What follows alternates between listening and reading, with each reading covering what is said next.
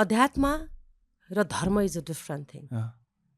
हो म बहुत धर्मलाई मान्छु, म मान्छे हुनुको धर्मलाई मान्छु। ए ओके मान्छेले आफ्नो धर्म छोड्नु हुँदैन।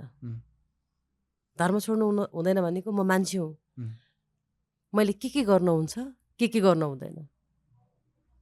हामी सर्वश्रेष्ठ मान्छे हौँ। हामीले कसलाई कसरी व्यवहार गर्छौँ त? यो पृथ्वीमा हामीसँग मानिसहरू सँगसँगै मिलेर बस्ने जीव जन्तु प्राणी प्रकृति फुल बिरुवा आदि इत्यादि सबै छन् नि त। हामी सर्वश्रेष्ठ मानिस हुनुको नाताले हामीले तिनीहरूलाई कस्तो धर्म दिइरहेका छौँ? वन जङ्गल फडानी, पशु पक्षीलाई मार्ने यावत कुराहरू सुनिन्छ। के मान्छेले धर्म निभाइरहेको छ त? छैन नि। तर कल्पना गर, हावाले धर्म छोड्यो भने के हुन्छ? मरिन्छ।